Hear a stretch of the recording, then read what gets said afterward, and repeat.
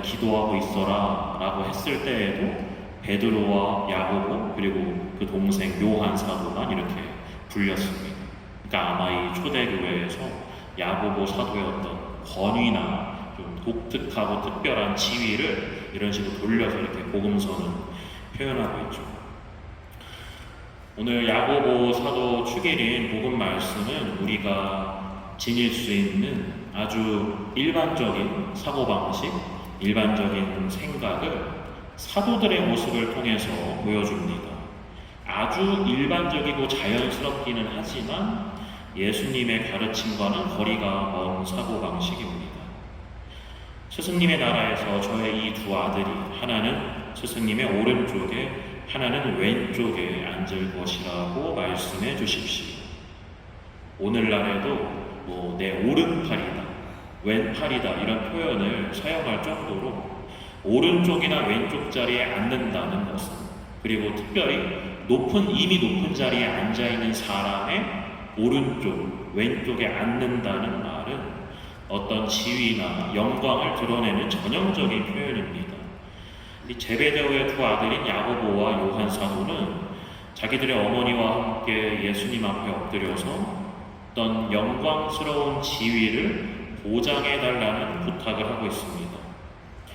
그런데 이를 본 다른 10명의 제자들, 10명의 사도들은 그들의 행동을 불쾌하게 여겼습니다. 왜 불쾌했을까요? 다른 제자들도 비슷한 생각을 하고 있었기 때문입니다. 대단한 능력과 권위 있는 가르침을 지니신 스승님, 예수님이죠. 그러한 스승님을 따르는 수많은 사람들, 그리고 그 사람들의 제일 앞자리에 서서 스승님의 곁을 지키고 있는 사도들은 아주 자연스럽게 높은 지위와 신분에 대한 관심이 생겼을 겁니다. 예수님을 따르는 수많은 추종자들, 제자들, 병을 치유받고 가르침을 듣기 위해 몰려있는 수천수만의 군중들 앞에서 나는 그 예수님의 옆에 서 있는 사람이죠. 높은 지위와 신분에 대한 관심은 굉장히 자연스러운 일이기는 하지만 예수님께서 바라시는 모습은 아니었습니다. 예수님께서는 이 야고보와 요한을 불쾌하게 여기는 다른 10명의 제자들을 가까이 부르시고 이렇게 잘 설명을 해주십니다. 너희 가운데에서 높은 사람이 되려는 이는 너희를 섬기는 사람이 되어야 한다. 또한 너희 가운데에서 첫째가 되려는 이는 너희의 종이 되어야 한다. 통치자들, 사회적 지위가 높은 사람들은 다른 사람보다 자신의 신분이, 내 신분과 나의 사회적인 지위가 더 높다는 것을 드러내기 위해서 예수님의 말씀처럼 백성 위에 군림하고 세도를 부립니다. 우리가 정치적인 이야기를 구구절절 설명하지 않아도 이미 이 세상이 여전히 그렇게 돌아가고 있다는 것을 잘 아실 겁니다. 이것이 오늘날에도 여전히 벌어지고 있는 세상의 방식입니다. 내가 더 잘난 사람, 높은 사람이라는 것을 드러내기 위한 방식이 지배하는 것이죠.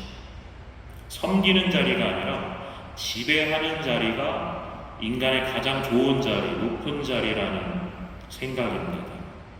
그러나 예수님께서는 그 당시 2000년 전에도 그렇고 지금 오늘날에도 여전히 우리에게 충격을 주는 세상의 방식과는 다른 사고방식을 제시하십니다.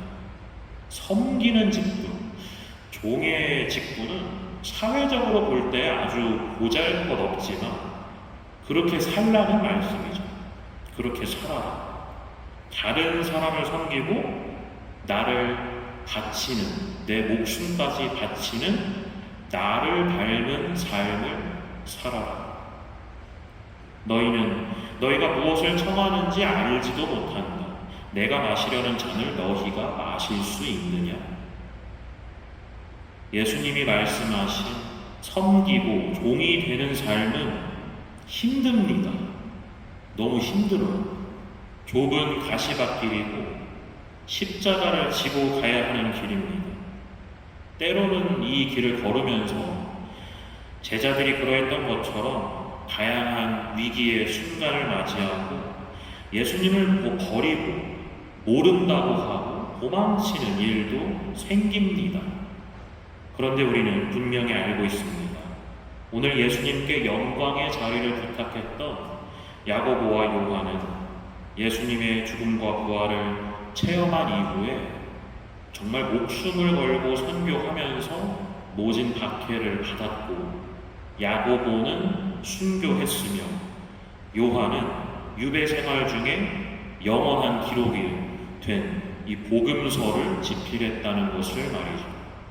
그들은 예수님께 할 수 있습니다 라고 대답했고, 예수님께서도 너희는 내 잔을 마실 것이다 라고 말씀하셨습니다.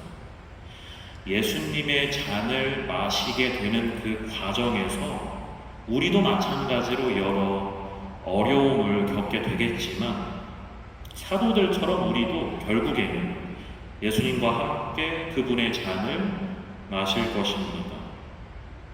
참 슬프게도, 어떻게 보면 슬프지만 어쩔 수 없는 것이 오늘 화답송의 시편 저자가 이야기하는 것처럼, 씨를 뿌리는 사람은 눈물로 씨를 뿌립니다. 우리의 이 그리스도인으로서 사는 과정이 정말 영광스럽고 행복하고 기쁘고 즐겁고 모든 일이 다 잘 되고 그렇지만은 않다는 것이죠. 씨 뿌리는 사람은 눈물로 씨를 뿌립니다. 그러나 환호하면서 곡식단 안고 돌아옵니다. 예수님의 잔을 마시는 과정은 눈물로 씨를 뿌리는 과정이지만 그 결과는 기쁨으로 가득 찬 채 곡식단을 가득 안고 돌아오는 것이죠.